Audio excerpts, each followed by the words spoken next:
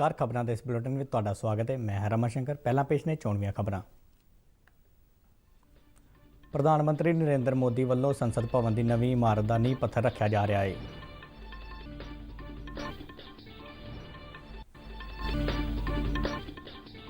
रक्षा मंत्री राजनाथ सिंह ने कहा है कि मौजूदा समय दी चुनौतियों नाल नजिठण विच साइबर सुरक्षा ने महत्वपूर्ण भूमिका निभाई है।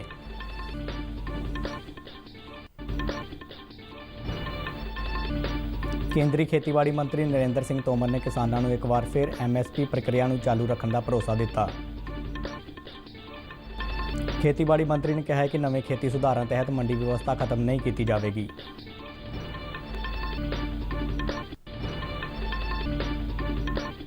विश्व भर में अज कौमांतरी मनुखी अधिकार दिवस मनाया जा रहा है। जम्मू कश्मीर के बडगाम में सुरक्षा बलों ने जैश के एक अतवादी को हथियारों समेत गिरफ्तार किया। ते हुण खबरां विस्तार नाल। प्रधानमंत्री नरेंद्र मोदी वालों संसद भवन की नवीं इमारत का नींह पत्थर रखा जा रहा है। नवा संसद भवन आत्मनिर्भर भारत की बुनियादी सोच का दर्पण होगा। आज़ादी तो बाद पहली बार संसद निर्माण का यह शानदार मौका है। नवा संसद भवन 2022 में सुतंत्रता की 75वीं वरेगंढ मौके नवे भारत दी लोड़ां ते चाहां के अनुसार होगा। नवा संसद भवन आधुनिक तकनीकी सुविधावां नाल लैस अते ऊर्जा सुखावां होगा। मौजूदा संसद भवन के नाल ही तिकोने आकार की इमारत सुरक्षा सुविधावां नाल लैस होगी। लोक सभा मौजूदा आकार तो 3 गुणा वड्डी होगी अते राज सभा के आकार में भी वाधा किया गया है। नवे भवन की सजावट भारतीय संस्कृति खेतरी कला और भवन कला की भिन्नता का समृद्ध मिलिया जुलिया स्वरूप होगा। डिजाइन योजना में केंद्रीय संविधानिक गैलरी में स्थान दिता गया है। आम लोग इसनूं देख सकेंगे। नवे संसद भवन के निर्माण में हरी तकनीक का इस्तेमाल होगा और पर्यावरण सुखावी कार्यशैली को ध्यान में रखा जाएगा। इस नाल रोजगार के नवे मौके पैदा होणगे और आर्थिक तौर पर उपर चुकन के दरवाजे खुलणगे। इस विच उच्च गुणवत्ता वाली आवाज़ और मल्टीमीडिया सहूलतां, बैठण की आरामदायक व्यवस्था, प्रभावशाली और एमरजेंसी समय उचित निकलण की व्यवस्था होगी। प्रधानमंत्री नरेंद्र मोदी ने कहा है कि कैबिनेट वालों मंजूर की गई PM वाणी स्कीम नाल तकनीकी विश्व में क्रांति आएगी। केंद्रीय मंत्रिमंडल वालों योजना को हरी झंडी देने तो बाद प्रधानमंत्री ने ट्वीट करदਿਆਂ कहा कि इस स्कीम तहत देश भर में वाईफाई की उपलब्धता का दायरा भी बढ़ेगा।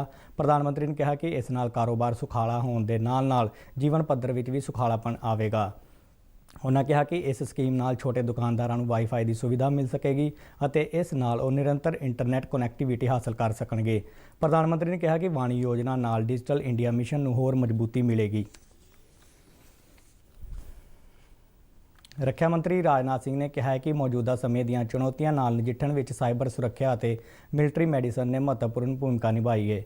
आसियान मुल्कों के रक्षा मंत्रियों की मीटिंग में वर्चुअल माध्यम राही संबोधन करदਿਆਂ रक्षा मंत्री ने कहा कि आसियान मुल्कों विचाले सीधे संपर्क लिए ढांचे को अमली रूप देने लिए कदम उठाए जाने की लोड़ है। उन्होंने कहा कि इस तो इलावा जैविक अतवाद, समगलिंग और महामारी जिहियां बीमारियों की रोकथाम लिए इकट्ठे होकर यत्न करने चाहिए ने। राजनाथ सिंह ने कहा है कि कोविड-19 कारण विश्व में नवीं चुनौतियां पैदा हुई ने जिन्हां ने एकजुट होकर पार पाया जा सकता है। उन्होंने कहा कि महामारी ने सानू सारिਆਂ ਨੂੰ अपने सेहत संभाल ढांचे की समीक्षा करने लिए मजबूर किया है और नाल ही वैक्सीन और दवाइयां की किफायती उपलब्धता, भरोसेयोग सप्लाई लड़ी और मैडिसन खोज में मजबूत भाईवाली की लोड़ को भी उजागर किया है। रक्षा मंत्री ने कहा कि वायरस के फैलाव दीआं कौमी हद्दां नहीं, जिस करके सानू इसकी रोकथाम लिए एक दूजे के सहयोगी होना चाहिए है। उन्होंने महामारी दौरान मैंबर मुल्कों वालों किए गए सहयोगी यत्नों की भी शलाघा की। खेतीबाड़ी मंत्री नरेंद्र सिंह तोमर ने एक बार फिर किसानों को भरोसा दिता है कि फसलों की खरीद लिए घट्टो घट्ट समर्थन मूल्य की व्यवस्था निरंतर चालू रहेगी। खेतीबाड़ी मंत्री ने ट्वीट करदਿਆਂ किसानों को कहा कि खेती सुधारों तहत APMC मंडियों को भी खत्म नहीं किया जाएगा। किसानों दी चिंतावां का जिक्र करदਿਆਂ उन्होंने कहा कि किसी भी कारण किसान की जमीन उस तो खोया नहीं जाएगा और कोई भी खरीददार किसान की जमीन संबंधी इकरारनामे की तब्दीली नहीं कर सकेगा। खेतीबाड़ी मंत्री ने कहा कि खेती कानूनों अधीन किसान फसल के पकन तो पहला उसका मुल निर्धारित कर सकेंगे। उन्होंने कहा कि खरीददार केवल किसान को समय सिर फसल की कीमत अदा करेंगे और अजिहा ना करने की सूरत में फसल के खरीददारों को कानूनी कार्रवाई का सामना करना पवेगा। तोमर ने कहा कि केंद्र सरकार किसानों की आमदन को दुगना करने लिए यतनशील है, जिस तहत किसान और किसानी की भलाई लिए सरकार वालों वख-वख कदम उठाए गए हैं। ਵਿਸ਼ਵ ਭਰ ਵਿੱਚ ਅੱਜ ਕੌਮਾਂਤਰੀ ਮਨੁੱਖੀ ਅਧਿਕਾਰ ਦਿਵਸ ਮਨਾਇਆ ਜਾ ਰਿਹਾ ਹੈ। ਮਨੁੱਖੀ ਅਧਿਕਾਰਾਂ ਦੇ ਸਰਵਵਿਆਪੀ ਐਲਾਨਨਾਮੇ ਦੀ ਯਾਦ ਵਿੱਚ 10 ਦਸੰਬਰ ਨੂੰ ਹਰੇਕ ਵਰ੍ਹੇ ਮਨੁੱਖੀ ਅਧਿਕਾਰ ਦਿਵਸ ਮਨਾਇਆ ਜਾਂਦਾ ਹੈ। ਸੰਯੁਕਤ ਰਾਸ਼ਟਰ ਦੀ ਆਮ ਸਭਾ ਵੱਲੋਂ 1948 ਵਿੱਚ ਆਲਮੀ ਪੱਧਰ ਤੇ ਮਨੁੱਖੀ ਅਧਿਕਾਰਾਂ ਦੇ ਐਲਾਨਨਾਮੇ ਨੂੰ ਇੱਕ ਮਾਪਦੰਡ ਦੇ ਤੌਰ ਤੇ ਅਪਣਾਇਆ ਸੀ, ਜਿਸ ਨਾਲ ਸਾਰੇ ਵਿਅਕਤੀਆਂ ਨੂੰ ਮਾਣ, ਸਤਿਕਾਰ ਅਤੇ ਬਰਾਬਰੀ ਨਾਲ ਮਨੁੱਖੀ ਅਧਿਕਾਰਾਂ ਨੂੰ ਯਕੀਨੀ ਬਣਾਉਣਾ ਪ੍ਰਮਾਣਿਤ ਕੀਤਾ ਗਿਆ ਸੀ। ਕੌਮੀ ਮਨੁੱਖੀ ਅਧਿਕਾਰ ਕਮਿਸ਼ਨ ਵੱਲੋਂ ਅੱਜ ਵਰਚੁਅਲ ਮਾਧਿਅਮ ਰਾਹੀਂ ਇਸ ਕੌਮਾਂਤਰੀ ਦਿਵਸ ਨੂੰ ਮਨਾਇਆ ਜਾ ਰਿਹਾ ਹੈ। ਇਸ ਮੌਕੇ ਸਮਾਗਮ ਨੂੰ ਸੰਬੋਧਨ ਕਰਦਿਆਂ ਕੇਂਦਰੀ ਗ੍ਰਹਿ ਰਾਜ ਮੰਤਰੀ ਨਿਤਿਆਨੰਦ ਰਾਏ ਨੇ ਸਰਕਾਰ ਵੱਲੋਂ ਆਮ ਲੋਕਾਂ ਦੇ ਮਨੁੱਖੀ ਅਧਿਕਾਰਾਂ ਲਈ ਕੀਤੇ ਗਏ ਕੰਮਾਂ ਬਾਰੇ ਜਾਣਕਾਰੀ ਦਿੱਤੀ। ਉਹਨਾਂ ਨੇ ਸਰਕਾਰ ਦੀ ਵੱਖ-ਵੱਖ ਯੋਜਨਾਵਾਂ ਨਾਲ ਲੋਕਾਂ ਦੇ ਜੀਵਨ ਪੱਧਰ ਵਿੱਚ ਹੋਏ ਸੁਧਾਰ ਤੇ ਚਾਨਣਾ ਪਾਇਆ। अनुसूचित जनजाति और दिव्यांगजन ऐतिहासिक रूप से समाज के इन कमजोर वर्गों और वंचित तबकों में रहे हैं। समाज के इन कमजोर वर्गों को इन वंचनाओं से मुक्ति दिलाने के लिए संविधान में उनके प्रति प्रतिबद्धता प्रकट की गई है और इसी से प्रेरित होकर केंद्र की सरकार ने इन समूहों के कल्याण और विकास को उच्च प्राथमिकता दी है। ਰੂਸ ਵਿੱਚ ਭਾਰਤੀ ਅੰਬੈਸਡਰ ਵੈਂਕਟੇਸ਼ ਵਰਮਾ ਨੇ ਕਿਹਾ ਹੈ ਕਿ ਕੋਵਿਡ ਮਹਾਮਾਰੀ ਦੇ ਬਾਅਦ ਸਮੇਂ ਵਿੱਚ ਭਾਰਤ ਅਤੇ ਰੂਸ ਦੇ ਵਪਾਰਕ ਸੰਬੰਧਾਂ ਦਾ ਭਵਿੱਖ ਰੋਸ਼ਨ ਹੈ। ਮਾਸਕੋ ਵਿੱਚ ਆਰਥਿਕ ਸੰਪਰਕ ਅਤੇ ਕਾਰੋਬਾਰੀ ਮੌਕਿਆਂ ਤੇ ਕਰਵਾਏ ਇੱਕ ਸਮਾਗਮ ਨੂੰ ਵਰਚੁਅਲ ਮਾਧਿਅਮ ਰਾਹੀਂ ਸੰਬੋਧਨ ਕਰਦਿਆਂ ਭਾਰਤੀ ਅੰਬੈਸਡਰ ਨੇ ਕਿਹਾ ਹੈ ਕਿ ਆਰਥਿਕ ਵਿਕਾਸ, ਵਪਾਰ ਅਤੇ ਸਰਮਾਏਕਾਰੀ ਵਿੱਚ ਭਾਰਤ ਅਤੇ ਰੂਸ ਨਵੇਂ ਮੁਕਾਮ ਹਾਸਲ ਕਰ ਸਕਦੇ ਨੇ।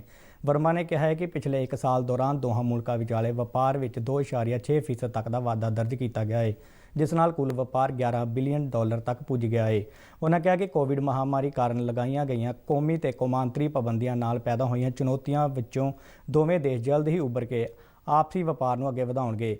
ਵਰਮਾ ਨੇ ਦੱਸਿਆ ਕਿ ਭਾਰਤ ਤੋਂ ਰੂਸ ਲਈ ਇਲੈਕਟ੍ਰੀਕਲ ਮਸ਼ੀਨਰੀ ਉਪਕਰਨਾਂ ਦੀ ਬਰਾਮਦ ਵਿੱਚ 90% ਵਾਧਾ ਹੋਇਆ ਹੈ, ਜਦਕਿ ਫਾਰਮਾਸਿਊਟੀਕਲ ਉਤਪਾਦਾਂ ਵਿੱਚ 20% ਦਾ ਇਜ਼ਾਫਾ ਹੋਇਆ ਹੈ।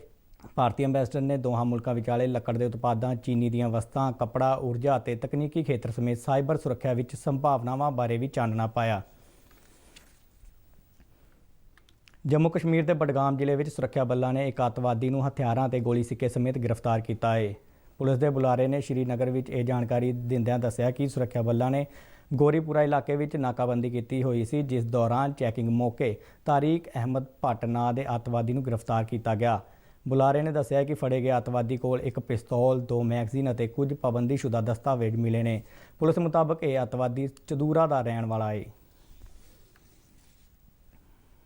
ਕੇਂਦਰੀ ਸਿਹਤ ਮੰਤਰਾਲੇ ਮੁਤਾਬਕ ਦੇਸ਼ ਭਰ ਵਿੱਚ ਕੋਵਿਡ-19 ਤੋਂ ਸਿਹਤਯਾਬ ਹੋਣ ਦੀ ਦਰ ਵੱਧ ਕੇ 94.74% ਹੋ ਗਈ ਹੈ। ਬੀਤੇ ਦਿਨ 31,522 ਨਵੇਂ ਕੇਸਾਂ ਦੀ ਪੁਸ਼ਟੀ ਨਾਲ ਕੁੱਲ ਗਿਣਤੀ 97,67,372 ਹੋ ਗਈ ਹੈ। ਬੀਤੇ 24 ਘੰਟਿਆਂ ਵਿੱਚ ਮਹਾਮਾਰੀ ਨਾਲ 412 ਮਰੀਜ਼ਾਂ ਦੀ ਮੌਤ ਹੋਈ ਹੈ, ਜਿਸ ਨਾਲ ਹੁਣ ਤੱਕ ਮਰਨ ਵਾਲਿਆਂ ਦੀ ਕੁੱਲ ਗਿਣਤੀ 1,41,772 ਹੋ ਗਈ ਹੈ। ਬੀਤੇ ਦਿਨ 37,425 ਮਰੀਜ਼ ਸਿਹਤਯਾਬ ਹੋਣ ਮਗਰੋਂ ਹਸਪਤਾਲਾਂ ਤੋਂ ਡਿਸਚਾਰਜ ਕੀਤੇ ਗਏ। ਹੁਣ ਤੱਕ 92,53,306 ਮਰੀਜ਼ ਠੀਕ ਹੋ ਚੁੱਕੇ ਨੇ। ਮੌਜੂਦਾ ਸਮੇਂ ਦੇਸ਼ ਭਰ ਵਿੱਚ ਐਕਟਿਵ ਕੇਸਾਂ ਦੀ ਗਿਣਤੀ 3,72,293, ਜੋ ਕਿ ਕੁੱਲ ਕੇਸਾਂ ਦਾ 3.81% ਹੈ। ਮਹਾਮਾਰੀ ਨਾਲ ਮੌਤ ਦੀ ਦਰ ਵੀ ਘਟ ਕੇ 1.45% ਹੋ ਗਈ ਹੈ।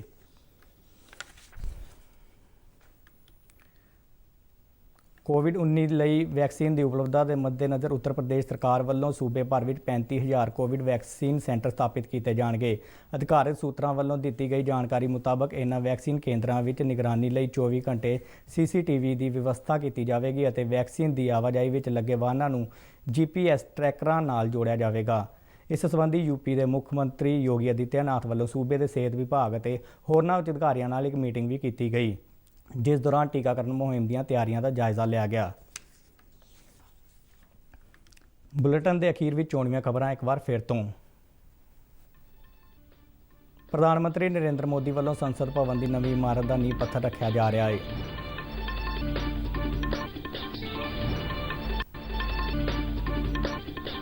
ਰੱਖਿਆ ਮੰਤਰੀ ਰਾਜਨਾਥ ਸਿੰਘ ਨੇ ਕਿਹਾ ਹੈ ਕਿ ਮੌਜੂਦਾ ਸਮੇਂ ਦੀਆਂ ਚੁਣੌਤੀਆਂ ਨਾਲ ਨਜਿੱਠਣ ਵਿੱਚ ਸਾਈਬਰ ਸੁਰੱਖਿਆ ਨੇ ਮਹੱਤਵਪੂਰਨ ਭੂਮਿਕਾ ਨਿਭਾਈ ਹੈ।